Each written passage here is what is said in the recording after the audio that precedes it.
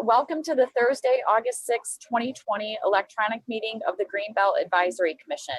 This meeting is in accordance with executive orders from the governor to effect social distancing and mitigate the spread of COVID-19. We intend to conduct this meeting similarly to an in-person meeting. However, please be patient if there are technical issues. Public comment will be via telephone only. To speak during any of the public comment opportunities, please call 1-877-853-5247 and enter meeting ID number 998-5642-4655. This information is also available on the published agenda in the public notices section of the city website and on the broadcast of the broadcast of this meeting on CTN channel 16, AT&T channel 99, and online at www.a2gov.org/watchctn. Steve, can I have a roll call? Commissioner Fike? Here. Commissioner Gordon? Here. Commissioner Graham? Here. Commissioner Schuler?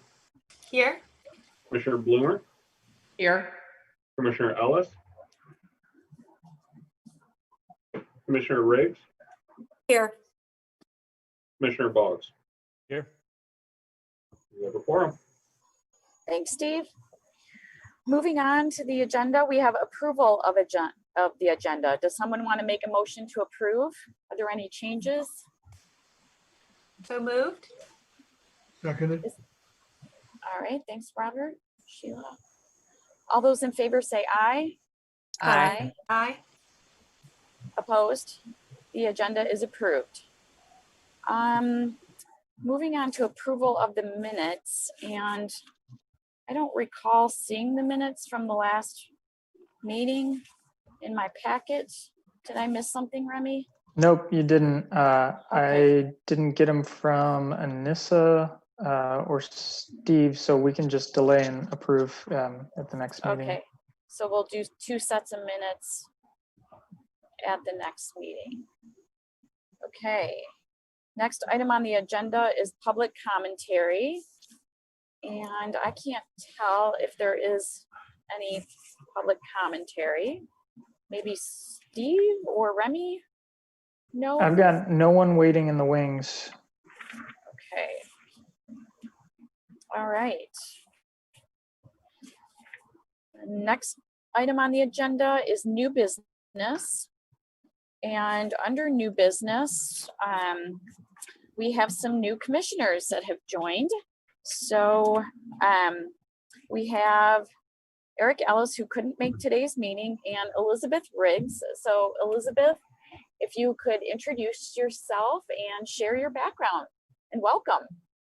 Thank you. Yeah, it's really great to join you all. Glad to have the opportunity. Yeah, let's see. Brief background. I have been Ann Arbor resident since the late 90s. I came here for graduate school at what is now School of Environment Sustainability, and have spent quite a bit of my work life doing land use issues and watershed management planning, especially with the Huron River Watershed Council, and spent 19 years there, and have also created an LLC that I've been doing for the last year or two, and then also recently joined public sector consultants, working with their energy and environment and community and economic development practice areas. And what else? I live here in Ward 3, not too far from Burr Park and County Farm, and I am looking forward to serving the city and the community in this way, and I really look forward to working with all of you and learning about how to realize the Greenbelt program. being here as long as I have. I remember when it passed and all of the challenges to do that. And so it's been really exciting as a resident and as someone who is a professional in this area to see all of the great benefits and successes of the program. Great. Thanks so much, Elizabeth. And I just want to mention also that Elizabeth was instrumental in creating the Huron River Water Trail when she was at the Huron River Watershed Council. And she's done great work throughout her career. We're really great. We're really excited to have you join us. Thank you. And moving on to Jason Boggs. Welcome, Jason. Hi, thank you. Glad to be with this, and Elizabeth, it's about just being excited to be part of this. I've supported the Greenbelt when it began, and interested in contributing to how I can, of course, through this process, but also learning as I can as well. Brief background: I'm born and raised in Ann Arbor. My wife's from here. Our families are from here, going way back. And I don't intend to live anywhere else. I'm a real estate agent for Reinhardt's, and I've been doing that about 19 years. And I think that's sort of one of my roles of expertise, hopefully as contribution anyway, on my role on the commission itself. Prior to real estate, I have a background in urban planning. I worked for the county. So I've always had an interest in land use and how all that impacts community. I've been involved through the Board of Realtors as president, and through some of the various things. I was the executive director of the Carytown Area Board, District Board rather, and on the Zoning Board of Appeals. But I haven't been involved in anything community-wise in a number of years. I have young daughters, 9 and 12 now, less young. And a very active business. And so it's been a while since I've contributed, and then the opportunity came up to be involved here. And I was delighted for the chance. I think it fits well with my interests and also my expertise. So hopefully I can contribute, but mostly I want to just learn and be available when needed. Great. Welcome, Jason. We're really glad to have you join us. If we could all the other members of the commission just go around and do a brief introduction too. I'll start, and I'm Jennifer Fike. I'm the chair of the commission. I've been on the commission for 6-7 years now. I'm in my third term, which is my final term. I work for the National Wildlife Federation as the senior operations manager. Prior to that, I worked at the Huron River Watershed Council with Elizabeth, and I also worked at the Food System Economic Partnership doing agricultural economic development.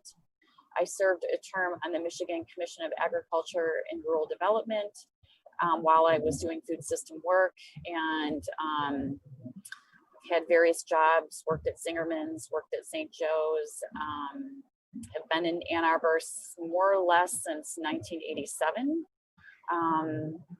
And yeah, okay.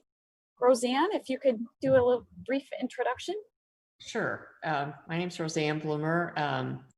I am the farmer representative. My husband and I own a farm in Webster Township. We produce primarily popcorn. And I also work for the Farm Credit System for 40 years. I'm now retired. So I'm familiar with a lot of the agricultural operations within the county and the surrounding counties. That's pretty much it. My husband and I put a conservation easement on our farm. Gosh, I think it was, this is terrible. I think it was 85. So. Great. Thanks, Roseanne. Robert?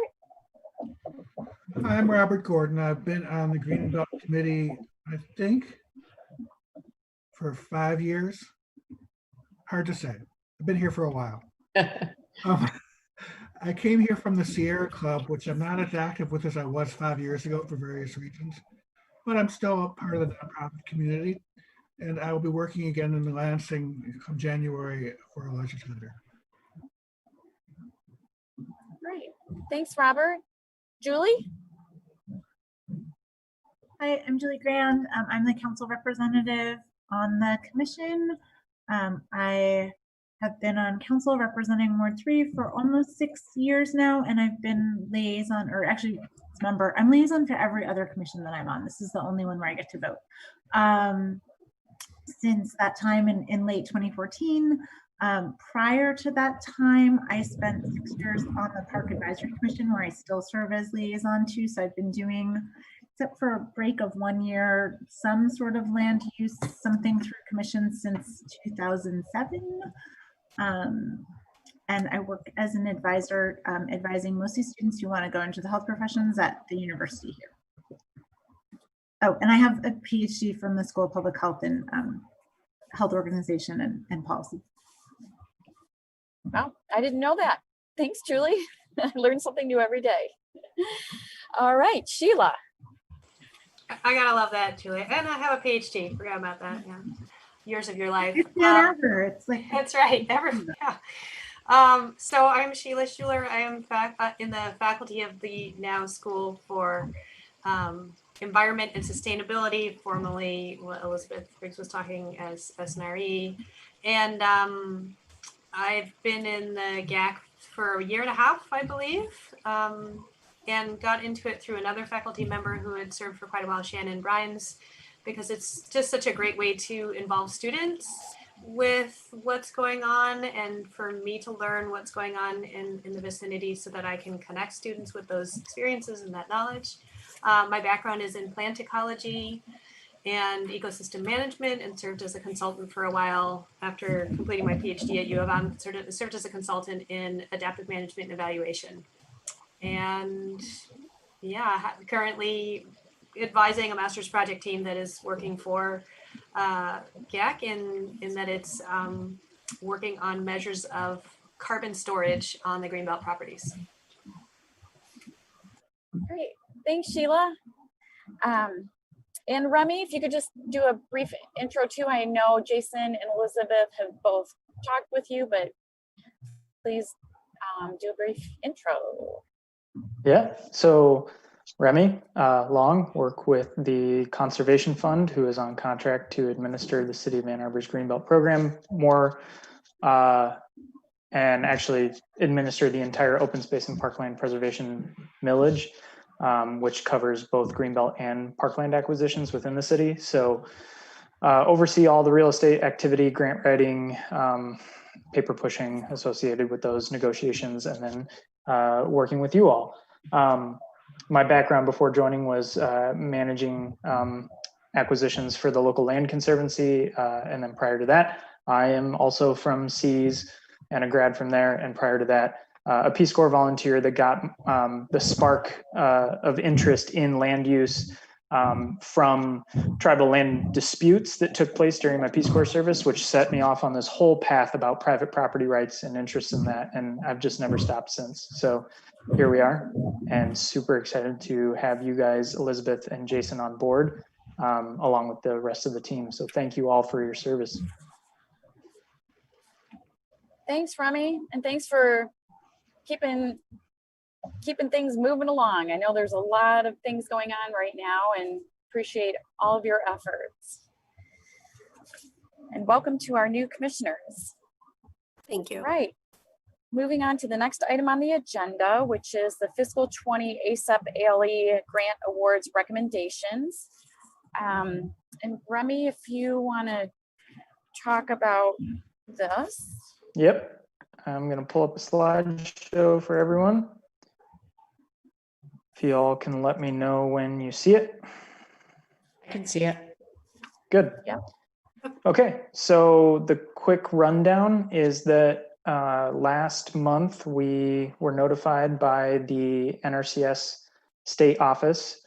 For those that don't know, today for everyone, I'll just do a little bit more spelling out the alphabet soup. So USDA as the Natural Resource Conservation Service, which is responsible for doling out a lot of the federal Farm Bill program funds, and the Greenbelt over the last 20 years, 15 years at least, has been a very strong partner to NRCS in deploying federal easement funding in this area in Southeast Michigan.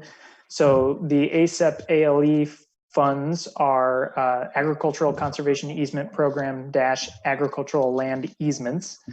So we were awarded $470,000. Sorry, ASEP ALE can contribute 50% of the funding toward a conservation easement acquisition. So we were awarded 50% for a 100-acre farm we're pursuing, which was a $470,000 award that came via the Greenbelt Regional Conservation Partnership Program Award from 2018. So those funds were guaranteed, but the more exciting news was that on a 375-acre property, we were awarded 50%, 49%. We deducted 1% to make the application more competitive because we got a few extra points.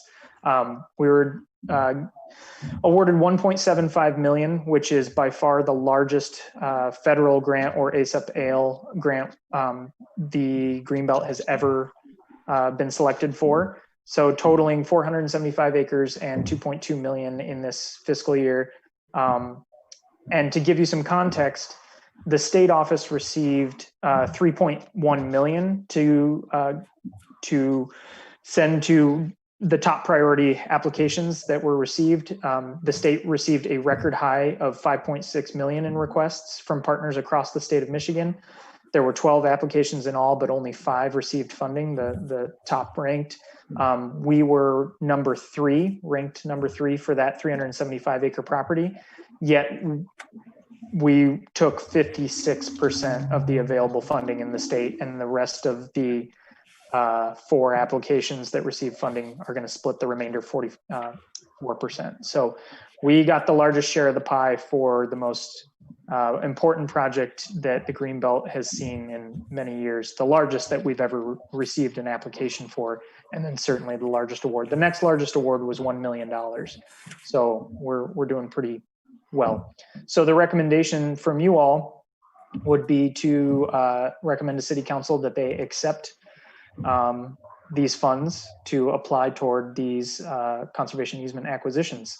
To review the properties themselves, here's the 100-acre farm in Northfield Township on the northern edge of the Greenbelt District along 5 Mile.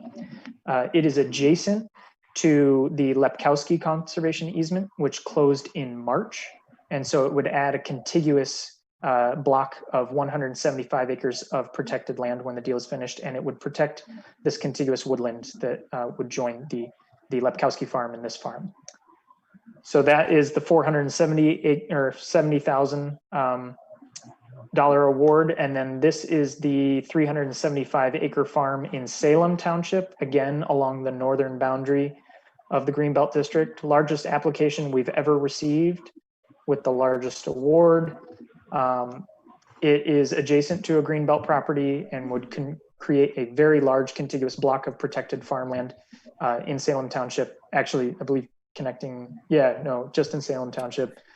And for the commissioners that aren't aware, the ordinance allows for property outside of the Greenbelt District that is contiguous with land that was applied for inside the Greenbelt District to qualify for a conservation easement purchase. So that's why 80 acres of this 375 is north of the boundary line, but the remaining roughly 300 acres is actually within.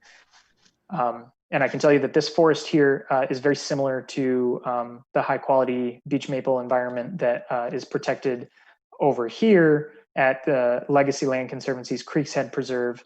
And then we recently helped Legacy acquire this 25-acre nature preserve called Shatter Family Nature Preserve. So those are the 2 projects. So the recommendation from you all, Jen could read it more specifically, but would be to accept those funds. Any questions? I just want to add a comment that Creeks Head Preserve is like one of the finest beech maple forests in the area. So that's very exciting to hear that news, Remy. And NATAC, Washtenaw County's easement program that evaluates natural areas went out there and said that they were unable to find an invasive on the property. Wow. So and those are some pretty advanced leaf and bug people, so I trust them. That's great. Amazing. Yep. Very exciting news. So on that note, I'm going to make a motion to recommend the city accept a $470,000 ASEP grant and approve an ASEP parcel contract for a conservation easement on property in Salem Township, identified in application 2018-18. Is there a second? Wait, I have one edit. Sorry, Jen. That should say Sorry. Northfield. That should say Oh, Northfield you're right. Township. Sorry. Do I need to read it again? No. Okay. All right. Thanks for that. I will second your motion though. Thanks, Robert. All those in favor say aye. Aye. Aye. Opposed? That motion is approved. And then I have a second motion for the second property. It's a motion to recommend the city accept a $1,749,300 ASEP grant and approve an ASEP parcel contract for a conservation easement on property in Salem Township, identified in application 2018-18. Is there support? Oh, seconded. Absolutely. Robert? Is there any further discussion? All of Remy, if I may. Yep. What are the chances we can get Salem Township to help in the purchase of that development property? It's a great question. They don't have a dedicated millage. They do have a Township Land Preservation Board, which advises the Township Board of Trustees on land preservation matters. And I know that Township Land Preservation Board has worked with Legacy on issues related to their Shatter Preserve, which we helped buy. So certainly once the ASEP award is in the door, that's when we would be soliciting partnership from the county, from the township, and from anyone else that we can think of that wants to be a partner to the acquisition. Great, thank you. Yep. Oh, and timeline for coming to council? Do you know? August 16th August 6th. Okay. or 17th. 17th. The second meeting in August. Both Yeah. of these would be coming then. Okay. Yep. Is there any further discussion? Okay, all those in favor say aye. Aye. Aye. Opposed? Motion carries unanimously. Moving on to the next item on the agenda is the GAC letter of support for the Superior Township Michigan Natural Resources Trust Fund grant application. Remy. Okay, so we were approached by Superior Township, who has submitted a Michigan Natural Resources Trust Fund grant to the state, to the Department of Natural Resources for review. The trust fund typically funds fee acquisitions of new property, typically in holdings or add-ons to existing state park priorities. However, this application was for a purchase of development rights on a portfolio of properties in Superior Township along the Superior Greenway. For those of you not familiar, Southeast Michigan Land Conservancy has an initiative called the Superior Greenway, and it really focuses on acquiring fee and easement properties along this corridor in Superior Township, in and around the Greenbelt district. So over the years, the Greenbelt has been a key partner to Southeast Michigan Land Conservancy and Superior Township to realize this greenway. This is obviously an expansion of that. A little bit of history on the trust fund. In the early years, maybe in the first year, the trust fund did provide some funding for conservation easement acquisitions in the state, and since that time has not. So this would be kind of reopening new ground, new territory in this application. So the application would require that 25% of the funding come from local sources, and Superior Township is asking that the Greenbelt commit that amount to the portfolio of projects. So still far exceeding our target goal of 2/3 leveraged funds, and applying to all of the properties that are in the portfolio within the Greenbelt district. So there are 565 acres in the trust fund application. Only 391 are in the Greenbelt district. We would contribute 25% toward those. And ultimately, the request from Superior Township to provide these matching funds would reduce if the NAP millage is renewed and Washtenaw County chose to participate in helping acquire and fund these easement acquisitions as well. But without the guaranteed funding renewal, and given the trust fund deadline of October to submit a letter of support, we needed to preemptively offer up the commitment or make a recommendation to City Council to make an earmark of these funds for these projects. Just for a little background, the Michigan State Natural Resource Trust Fund is funded by royalties on the mining of gas and other minerals from the state of Michigan, which is in a steady state of decline because of macroeconomic conditions. This is an enormous grant, the biggest I've seen for the Natural Resource Trust Fund in a long time, and I'm kind of surprised, but it is what it is. Yeah, we'll see if it's awarded. This is just the preliminary, getting all your ducks in a row so that it's all the boxes are checked for the application, us being the key for the local matching funds. But it is a huge request. Most natural resource trust fund requests are for 100,000 or 30,000 or something like that. Yep. Remy, with the map, could you just talk us through what we're looking at? It's just a little bit hard to see even when I enlarge sure. it. Thanks. You all can see my mouse, correct? Yes. Yeah. Okay, so along here, Clark Road and heading north along, what is that? It says Harris, is the Greenbelt District boundary. We have blue is county conservation easement lands, and Greenbelt funded in some of these cases.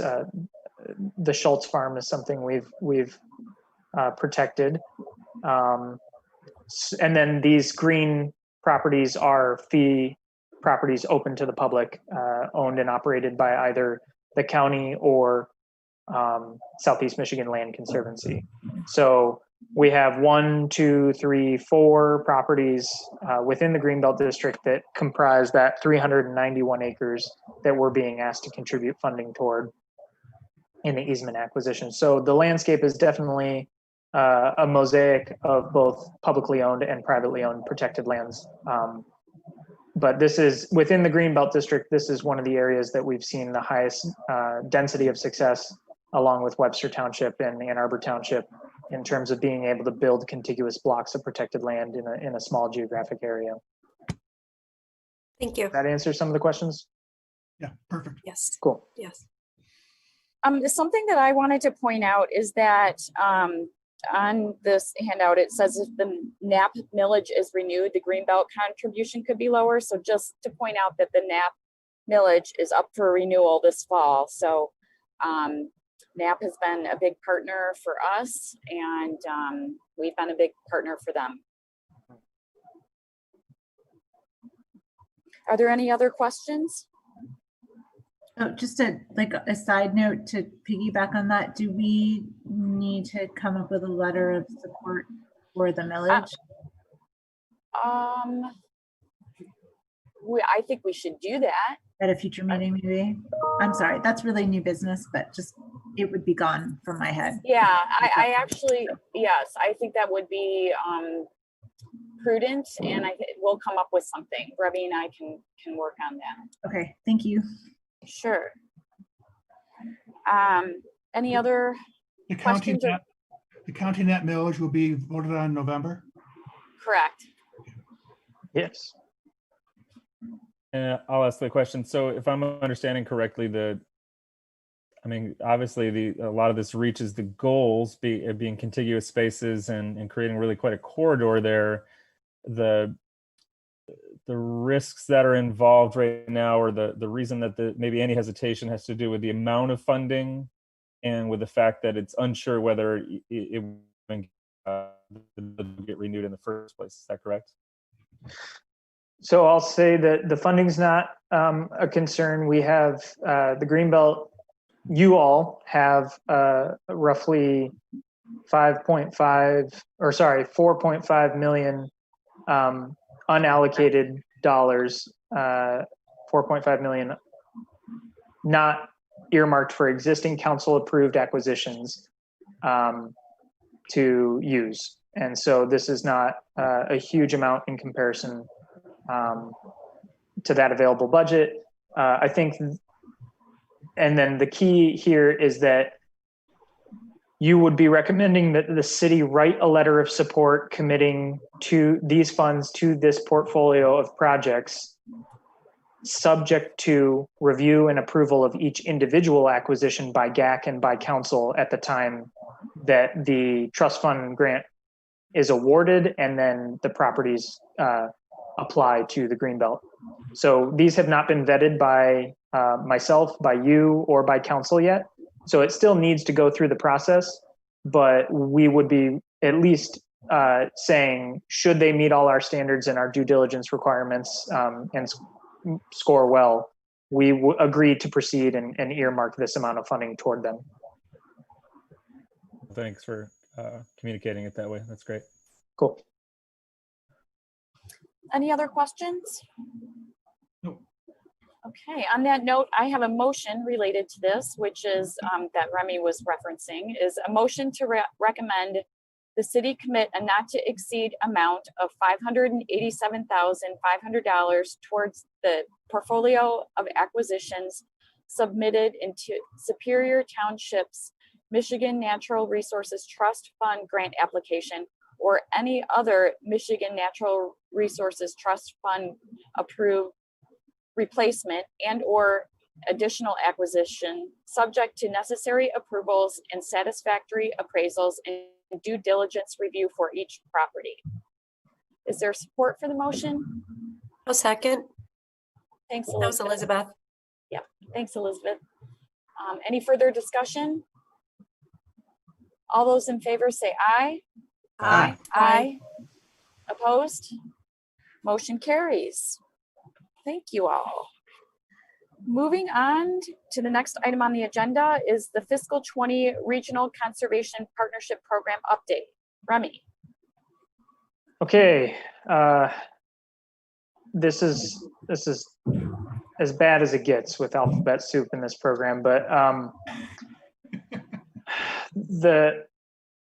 the Greenbelt over the years has secured many ASAP ALE awards, as I've noted when we were discussing the ones we were just awarded prior.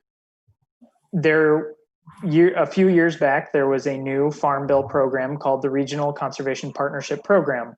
And how it worked was if you decided to partner and submit a proposal under the program that identified a resource concern, such as farmland loss, soil degradation, and water quality degradation, you got a whole lot of partners together to come work and address those resource concerns, bringing their matching funds and their expertise to the table.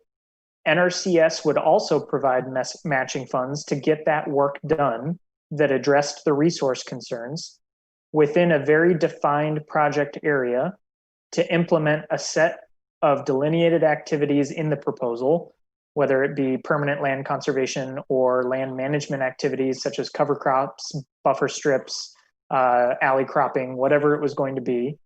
And then the outcomes from that work would positively influence the resource concerns. The old model of RCPP was that you would submit a proposal and NRCS would earmark funds within its existing suite of services to help you accomplish that. That had limits to it. Both Legacy Land Conservancy and the Greenbelt in subsequent, in fiscal year 2017, Legacy Land Conservancy secured a $1.8 million RCPP to do work in portions of the Upper Huron River watershed. And the city was partner to that RCPP as one of the partners bringing matching funds and doing permanent conservation easements on farm properties. And then the following year, the Greenbelt, the city led a $1 million RCPP proposal that was successful to also do work in both the Huron and River Raisin watersheds, portions of them, to do similar work. And so we have 5 years to deploy that funding, and both RCPPs ended up earmarking and fully utilizing that funding in under 3 years. So we were way ahead of the curve. So we made a case for how quickly these regional partners, the townships, the county, the Greenbelt, the nonprofit land conservancies, and NRCS can work together to deploy large sums of funding on NRCS's behalf. One way to think of this, maybe a pessimistic way to think of this, is that an RCPP is an incentive program for local conservation groups to do NRCS's work for them and get their funding deployed fast. So with innovation and with these partnerships, we're able to do that.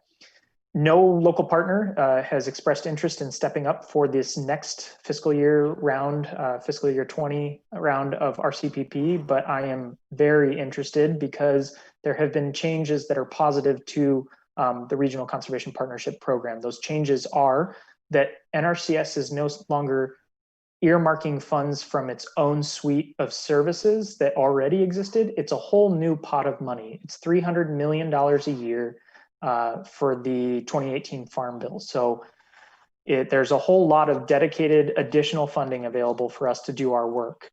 The other benefit is that the proposals are capped now at 10 million. So there's a high amount of available funding that we can utilize in a small geographic area potentially.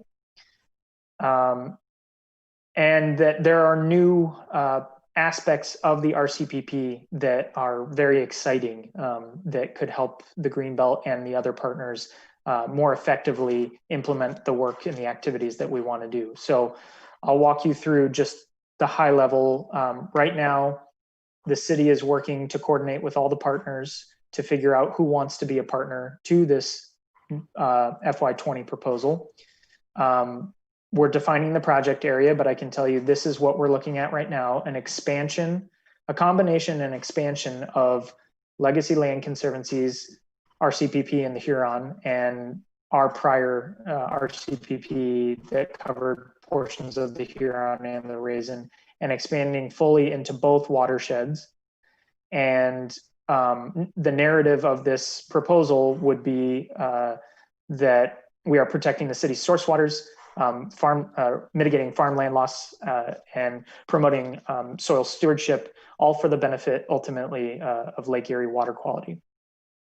RCPP is the most lucrative pot of money we can seek at this time, so the return on investment is the largest we can possibly have, which is why I feel very driven to coordinate with the partners to get a proposal done and submitted in October. We have incentive to do it this year instead of waiting because NRCS has decided that fiscal year 20 and 21 proposals will be combined and are due this October. So there isn't another round. Our RCPPs that we've been working on will expire or we will fully utilize those funds, and then we would be sitting without RCPP funding for 1 or 2 years at least until we could submit a new proposal. So time is of the essence to keep the momentum going to secure and make the case that we have effectively spent down their funds in quicker than the program's mandated 5 years and can make a case for a much larger sum to be spent in this small, relatively small geographic area. So you're aware, the Conservation Fund secures RCPPs across the US. Emmy Brawley, who many of you know, in Chicago secured a $8.1 million RCPP for the state of Illinois in working with the Conservation Fund. So between the local partners, the roster is many of the usual suspects that you imagine. It's the townships with dedicated conservation villages, it's the county, it's the Greenbelt, it's the nonprofit land conservancies. But this RCPP will add additional partners to the fold that we're very excited about, including the Washtenaw County Conservation District, The Huron River Watershed Council will be partner, we hope, and we're having conversations with, or going to have conversations with the Lenawee County Conservation District, River Raisin Watershed Council, and try to get a very, very large roster of partners to implement these activities on the land. So for our part, I'm going to get you detailed numbers and a recommendation at the next council meeting of what our proposal actually will look like for the city's portion. But right now, I'm imagining the city would be committing somewhere in the ballpark of about 3 million in funding toward easement activities to be utilized and matched by NRCS at 3 million over 5 years. So 6 million in all to be spent in 5 years is the rough budget currently, but I will get you more details in September. So that was a whole lot and probably not very clear because I live in our CPP world right now because I'm crunching for an October submission. So please pick it apart and ask questions so I can bring clarity. Questions for Remy? Sure. One question is, did I understand, Remy, that you think that the Greenbelt would be the lead entity on this proposal, or what's the thinking as far as how that would work at this point? Yeah, we are the lead. We are the only partner that has expressed interest in stepping up. And we are driven to find as much matching funds as we can to leverage the Greenbelt funds that we have available. And this is the most lucrative pot of money. So if no other partner is stepping up, we're going to step up and make sure that we put a competitive proposal out there this fiscal year. So if I understand this, if you did have others step up, like some of the townships, for example, would they join the city in this one application? Yes. So we will be asking Webster Township, Ann Arbor Township, Scio Township, all to join as partners to the application. They can commit a dollar amount that they would like to say, we will contribute this 50% of the funding for doing easements, and it will be matched by the RCPP 1-to-1 over 5 years. So Remy, does that mean that the 3 million you've discussed would be reduced according to the amount that each other entity would contribute, or in addition to the 3 million coming from the city? In addition to, so everything that's just our share. We are probably going to get upwards toward that $10 million cap with everyone getting in on the proposal. What this means for us is that the direct benefit to the city is that if we decide to commit 3 million of our Greenbelt funds, it'll be matched 1-to-1 by NRCS. So we could choose to commit more, but given the staff capacity, our pipeline of projects, and the rate at which we're able to actually close on projects, my projection right now is that 3 million is a reasonable amount for us to earmark for the next 5 years to secure that 1-to-1 match. The other partners can put forth any amount they want, so long as we keep everyone collectively under the $10 million cap. Follow up to that, you hinted at the concept of staff capacity and everything else. I imagine you've got plenty on your docket right now. So my previous experience with writing grants isn't me writing them, it's my wife writing them and me hearing about it. But a lot of times I understand grants can have things such as staff support or staff funding built in because our millage is limited in that way. Is that correct? So correct. Is there a possibility that in all of that you're writing here and that you're creating, that there could be some increased staff capacity built into a future part of this, or is that a whole separate thing and that's why we're limited presently at 3 million as your idea? So yes, there is. If we will submit the proposal and we will be notified if we are selected and selected for what they call negotiations, which we submit this in October 2020, and then in June or July of 2021 is when we would be notified if we've been selected for negotiations with NRCS. At that time, we can hammer out some details along those lines and ask if there is a line item within the greater proposal of all of this money to help support and accelerate the use of these funds.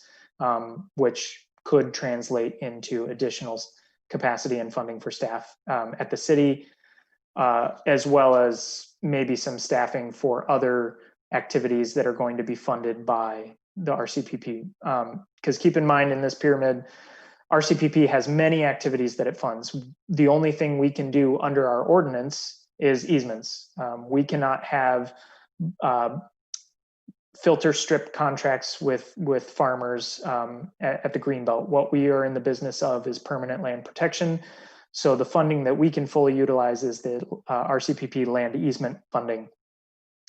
So that would be, if we can find staff support funds from the RCPP, it will go directly toward that bullet point, whereas the other partners might be able to get some for some of their other activities. So it'll be left to the negotiations is my answer. But I'll hedge our bets and put a little nice buffer on the total amount that I think we should utilize, in hopes that that is the case, because if it turns out that it is not the case, we can always negotiate our amount downward if we're selected and go into negotiations in June or July. Good. Great questions. Any other questions? And then to clarify, sorry for one more thing, that means that right now that's an update. There's no motion to consider at this point. That will come in the September meeting. You'll present something at that time. Correct. Yep, this is educational.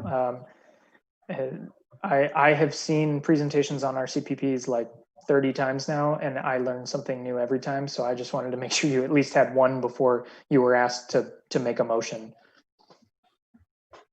Sounds super exciting. Yeah, it really is. And I know it's a lot of work putting that together, Remy, so I really appreciate all of your efforts. Absolutely. Any other questions? Okay, moving on to the annual easement monitoring update. Remy? So I've sent out a letter to all of the Greenbelt easement landowners that we work with, saying that we have implemented contactless monitoring for this year, which means instead of having kitchen table discussions like I normally do, or walking the property with the landowners like I normally do, very unfortunately this year, I'll be doing everything I can to avoid contact with landowners. So I've sent the letter. I'll be calling them and walking through the monitoring questionnaire that we do every year to check on the conditions of the property and the landowner's plans for the property. And then I'll schedule a site visit, at which point it's really just to give them a heads up that my car will be parked there and I'm not a stranger. And then I'll walk the property per usual. And then when I am back home in the office, I'll fill out the monitoring reports, 2 copies of them, send the landowner both copies filled out and signed, both signed by me. They will sign both, keep one there for their records, and then send me a fully executed form back in a prepaid envelope. So we've come up with a pretty decent system for addressing concerns given the circumstances. So I just wanted you all to be aware of that as well. Very happy to say that the city's natural area preservation staff, Dave Borneman, the manager there, and Tina Stevens, volunteer coordinator, and Dana, blanking on the last name, I'm very sorry about that, Dana, will be, have offered support on monitoring this year, which is a huge relief for me. I found a memo when I first started here at the Greenbelt that said something along the lines of, the Greenbelt has now 6 easements to monitor. When we hit the threshold of 10, this is absolutely something we need to subcontract out because that's too much to do and manage the program. We now have 33 conservation easements that we monitor, and we do not subcontract anything out. And I monitored all of them last year in 3 weeks and lost my mind a little. So this year, we're going to have probably 10 to 15 monitored by NAP staff. And if that proves a good use of their time and something that they wish to continue to support with, maybe under more normal circumstances and normal times, then we will continue on that route. If not, we may consider putting out an RFP. Washtenaw County's conservation easements are monitored by Legacy Land Conservancy. They had put out, they sole sourced monitoring with Legacy Land Conservancy because they are an accredited land trust who can offer us some of the specific support that we need to monitor our whole portfolio of liabilities. So this year is under control, and I just wanted you all to know, and we'll address next year. And if we choose to approach it differently, you'll know about that then. Any questions? Thank you. Remy, I'm wondering if this could be in the future some kind of citizen science thing, or does it have to be a validated third party who's doing the monitoring? So that's Especially a great, the publicly accessible sites. it's a great question. Oh, well, we don't monitor any publicly accessible sites. Okay. But It's just for the easements. yeah, Legacy Land Conservancy has a volunteer group of 50 monitors that they coordinate with to monitor their entire portfolio of easements, which is great. They actually are fairly well known in the Midwest for having pioneered a very well-functioning and well-oiled system to accomplish that. It takes one staff member to coordinate all of that, which is the drawback in that we only have half the portfolio of easements that they do, but I don't have half my time to coordinate volunteers to do it. What I would very much like to do is something we had discussed prior, Sheila, which is establishing more of a NATAC-like committee to do more preemptive site visits to inventory more carefully what we're considering in Greenbelt applications. COVID put a pause to that, but I think we need to restart that conversation soon-ish, if everything goes well. But I think that's why the county chooses to subcontract that out. It's the most cost-effective means of utilizing their staff time and expertise without burdening them with managing the volunteers. I had one other question, was whether you had any updates on the Botsford property. The township attorney and township supervisor and township consultant are all scheduling a meeting to meet with the trust's attorney to discuss the violation. And I believe we're trying to get the city attorney's office looped into that meeting as well. And we'll know more. I think that's scheduled for mid-August. So I'll update when I have an update for sure. Elizabeth and Jason, we were partnered to a conservation easement acquisition in Scio Township, just outside of town, on 10 acres that is part of the Botsford nature area. There was a violation on that conservation easement. Some logging activities took place that were not permitted under the easement.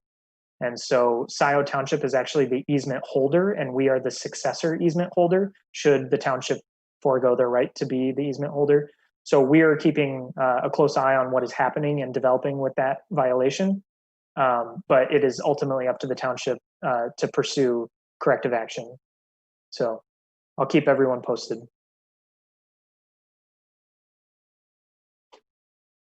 Other questions? Okay, thanks, Remy, and thanks for doing the work of 5 people. Next item on the agenda is next agenda items. And so I have that Greenbelt support letter for the NAP millage as an agenda item. Does anybody else have anything to add at this time for next agenda items? Okay. Next up is closed session. Can we have a roll call vote to go into closed session? Steve? There needs to be a motion first. Oh, thanks. Does someone want to make a motion to go into closed session? I would move that we go into closed session. Is there support? Support.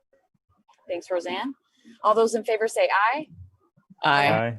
Oh, we need it. Yeah, then I think it's a roll call. We need a roll call, Actually. yeah. Right. Yeah, okay. So Steve, roll call? Commissioner Fike, Yes. Commissioner Gordon, Yes. Commissioner Grand, Yes, Commissioner Schuler, Yes. Commissioner Bloomer, Yes. Commissioner Riggs, Yes. Commissioner Boggs. Yes. Great. Now we will go into closed session. Jennifer, did you want us to exit out of this Zoom or just, I think we have to, right? And then